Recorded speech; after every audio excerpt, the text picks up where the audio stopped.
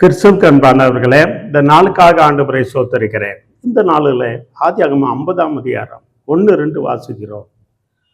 யாக்கோப்பு மரித்து விட்டார். யோசேப்பு தகப்பனுக்கு முத்தம் செய்து அந்த தகப்பனுக்கு செய்ய வேண்டிய எல்லா காரியங்களையும் செய்கிறான். யாக்கோப்பு இருக்கும்போதே சொல்கிறான், என் தாத்தா ஆபிரகாம் என் பாட்டிக்காக வாங்கின கல்லறை, அந்த கல்லறையில தான் என் தகப்பன் வாங்கின கல்லறையில தான் என்னை அடக்கம் பண்ணணும் அப்படி சொல்லி அவன் இறந்து விட்டார். பாருங்க, தகப்பனுக்கு செய்ய வேண்டிய கடமை யோசேப்பு செய்தான். பெரிய எகிப்துக்கு அதிபதியாக இருக்காங்க. ஆனா அவன் என்ன பண்ணுகிறான்? எல்லா செலவும் அவன், வேதவசனம் சொல்லுகிறது, அவன் தகப்பன் யாக்கோப்பு இறந்தவன் அவனுக்கு முத்தம் செய்து அழுதான்.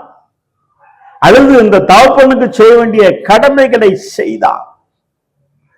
வேலைக்காரர்கிட்ட சொல்லுகிறான். பாருங்க, ஒரு வீட்டுல பெரிய ஒரு பணக்காரனா இருக்கான்னா, ஒரு அதிகாரியா இருக்கான்னா, எல்லாட்டும் பங்கு கேட்பான். தாப்பா இறந்துட்டான்ப்பா, என்ன 1 லட்சம் ரூபாய் செலவு, சரி 2 பிள்ளைகள்லாம் தலைக்கு 50,000 ரூபாய், 4 பிள்ளைகள்லாம் தலைக்கு 25,000 ரூபாய். ஒன்னு ஆண்டவர் தாசில்தாரா வச்சிருக்காரு, கலெக்டரா வச்சிருக்காரு, பேங்க்ல மேனேஜரா வச்சிருக்கிறாரு, ஆண்டவர் ஒன்று ஆசீர்வச்சிருக்கிறாரு. யாக்கோப்பு இறந்த உடனே யோசேப்பு, நீங்க இவ்வளவுதான் தாங்க, யாக்கோப்பு அந்த இடத்துல போய் தான் தாத்தா வாங்கின இடத்துல தான், போட்டனார் வாங்கின இடத்துல தான் அடக்கம்னு சொல்லிட்டாரு, எவ்வளவு தாங்கன்னு கேட்டாரா? உன்ன எகிப்துக்கே அதிபதி ஆக்கி வச்சிருக்கிறாரு, உன்ன ஜில்லா கலெக்டர் ஆக்கி வச்சிருக்கிறாரு, மேனேஜர் ஆக்கி வச்சிருக்காரு, தாசில்தார் ஆக்கி வச்சிருக்கிறாரு, எம்எல்ஏ ஆக்கி வச்சிருக்காரு, எம்பி ஆக்கி வச்சிருக்காரு, முதலமைச்சர் ஆக்கி வச்சிருக்கிறாரு.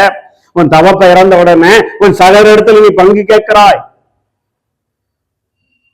யோசேப்பு அப்படி கேட்கவில்லை. தகப்பனை முத்தம் செய்து தகப்பனுக்கு செய்ய வேண்டிய கடமை அவன் செய்தான். எத்தனை பேரு அது நான் செய்ய மாட்டேன், செத்ததுக்கு அப்புறம் போட்டா வச்சு கும்பிடுவான். எத்தனை பேர் பார்த்திருக்கீங்களா? தகப்பனை இருக்கும்போது சாப்பாடெல்லாம் கொடுக்க மாட்டேன். தகப்பன் சொன்ன கடமைகளை, அவன் சொன்ன வார்த்தைகளை கீழ்ப்படிந்து அவனுக்கு முத்தம் செய்து அழுது, ஐயோ என் தகப்பன் போயிட்டான்னு சொல்லி அதோட அளவோடு சரியில்லை. நிறைய பேர் என்ன பண்ணுவாங்க? மாயமா அழுவாங்க, என் தகப்பன் போயிட்டாரு, எந்த ஆகி போயிட்டாலே அப்படின்னு. ஆனா மனப்பூர்வமா யோசிப்பு அழுது முத்தம் செய்து தான் தகப்பனுக்கு செய்ய வேண்டிய கடமைகளை செய்தான். எனக்கு அருமையானது. அதனாலதான் யாக்கோபு சொல்லிட்டார், இருக்கும்போது உனக்கு 2 பங்கு என்று சொல்லிட்டா. தேவ பிள்ளைகளே, இந்த தாயின் தகப்பனையும் கணம் பண்ணுகிற பிள்ளைகளுக்கு ஆசீர்வாதம் கிடைக்கிற பாருங்க, அதுக்கு வேற அந்த ஆசீர்வாதமே வேறங்க. நான் நிறைய குடும்பத்துல பார்த்துட்டேங்க. இந்த வார்த்தை கேட்டுக்கொண்டு இருக்கிற சகோதரனே சகோதரியே, நீ யாராக இருந்தாலும் சரி, உன் தாப்பா இறந்துட்டாரு, நீ பங்கு கேட்டுட்டு இருக்கிறாயா? அண்ணன் தம்பிட்ட பங்கு கேட்கிறாயா? நீ வசதியாக இருக்கிறாயே, நீ மந்திரியாக இருக்கிறாயே, கலெக்டராக இருக்கிறாரே, ஜட்ஜாக இருக்கிறாயே, வக்கீலாக இருக்கிறாரே, உனக்கு வெக்க இல்லை? இது உலகத்தான் கேட்கலாம். சத்தியத்தை அறிந்த நீயே கேட்கிறாயே. உன் தகப்பனுக்கு செய்ய வேண்டிய கடமையின் முத்தம். கடைசியில இறந்து போனதுக்கு அப்புறம் யோசேப்பு தகப்பன் செய்ய வேண்டிய கடமையின் முத்தம் அவன் செய்து, தேவ பிள்ளைய அவன் அந்த இடத்த விட்டு எல்லா வேலைக்காட்டெல்லாம் சொல்லி அவன் தகப்பன் சொன்னது போல அவனை அடக்கம் பண்ணி தான் சொல்லப்பட்டிருக்கிறது. இந்த வார்த்தையை கேட்டுக்கொண்டிருக்க தேவனுடைய பிள்ளையே, ஆண்டவர் இன்னைக்கு ஒன்று நல்ல நிலைமையில வச்சு இருக்கிறாய். அவன் தகப்பனுக்கு செய்ய வேண்டிய, நீ முத்தம் செய்யறதெல்லாம் ரைட்டு, ஆனால் அவன் செய்ய வேண்டிய கடமையை நீ செய். அதான் கடமையின் முத்தம். தாயின் தகப்பனையும் கணம் பண்ணுகிற முத்தம், தாயின் தாப்பனையும் கணம் பண்ணுகிற முத்தம். அந்த கணத்தை நீ பண்ணுவாய், ஏன்னா உன் சந்ததி, உனக்கு ஆண்டவர் யோசேப்புக்கு ரெட்டிப்பான ஆசீர்வாதங்களை கொடுத்தது போல உனக்கும் ரெட்டிப்பான ஆசீர்வாதங்களை தருவா. நீங்க யாராக இருக்கலாம் தேவ பிள்ளைங்க, நீங்க யாராக இருக்கலாம், நீக்க நியமான். சகோதரத்துல பங்கு கேட்காத, ஏன் பங்கு கொடு, இதை கொடு அப்படின்னு பங்கு கேட்காத. தேவ பிள்ளைங்க, உன்னை நல்ல நிலைமையில வச்சிருக்க, நீ கஷ்டப்பட்ட இல்லை, நீ நல்ல நிலைமையில வச்சிருக்கிற. நீ தப்புன்னு செஞ்சா 1 லட்சம் ரூபாய் செலவு பண்ணா ஆண்டவர் உனக்கு 10 லட்சத்தை திரும்பி தந்துடுறார்.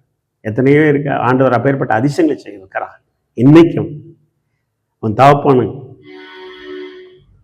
தாய்க்கும் செய்கிற கடமை என்ன? நீ அந்த தகப்பனுக்கும் தாய்க்கும் செய்ய வேண்டிய கடமை என்ன? கணத்தை உடைய முத்தத்தை நீ செய்வாயானால் யோசேப்பு அதை செய்தான். அதே போல நீ செய்யும் பொழுது கர்த்தர் உன்னை ஆசீர்வதிப்பார். நல்ல ஆண்டவரே ஸ்தோத்திரனப்பா. யோசேப்பு தன் தாப்பனை முத்தம் செய்து அழுது தன் தாப்பனுக்கு பண்ண வேண்டிய எல்லா கடமைகளையும் செய்தான். தாப்பனுக்கு அப்பா கொடுத்த எல்லா அன்பை தாப்பனே கணத்தையும் அவன் செய்தான். அதே போல நாங்களும் செய்ய நீர் கிருபை செய்ய முடியாது.